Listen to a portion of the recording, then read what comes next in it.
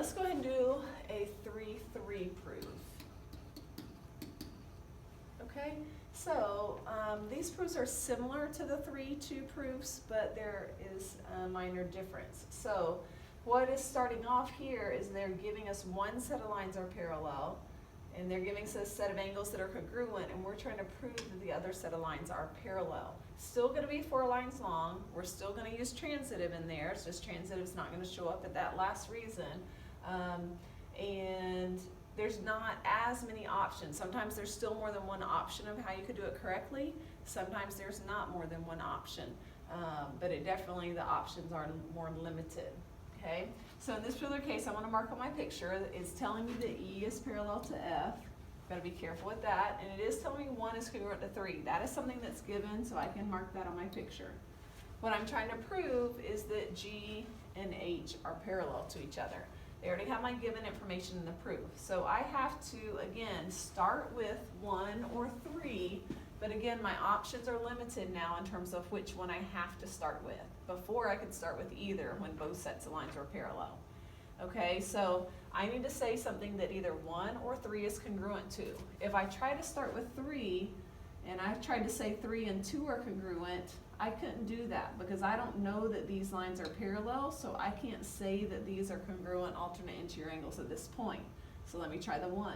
If I try the 1, oh yeah, because these 2 lines are parallel, I can say that 1 is congruent to 2. I am allowed to do that, so that's where I want to start. So I can say that angle 1 is congruent to angle 2. And when I do that, reason, just like before, I knew that these 2 lines were parallel first, so I say if lines parallel, then these corresponding angles must be congruent.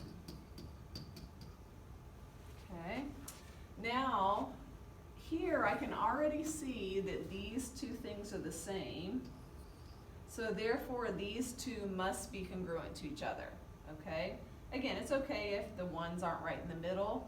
Again, if these 2 are congruent and these 2 are congruent, these 2 must be congruent. So that's what I can put in line 3. So I can say angle 3 is congruent to angle 2, and that's where my transitive property comes in. If these are the same, then these 2 must be congruent. That's my transitive property. So on these 3-3 proofs, transitive is showing up in line 3.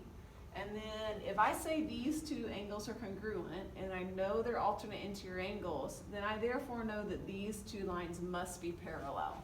So that's what I'm trying to prove, is that G is parallel to H.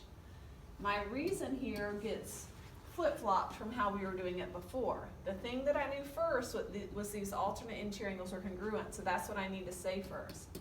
If alternate interior angles are congruent, then these 2 lines must be parallel. Then lines parallel. Okay? So again, for this particular proof, because there were only 3 angles, this was the only option of what I could put. If it was one of those pictures with lots of different angles filled in, there would be more than one option, just not as many options as when both sets of lines are parallel. So make sure you're just being really careful on these 3-3 proofs, that you're paying attention to what are they giving me as parallel, and then I need to say something that one of these is congruent to based on that set of lines being parallel. Okay, let me know if you have any questions or need any help.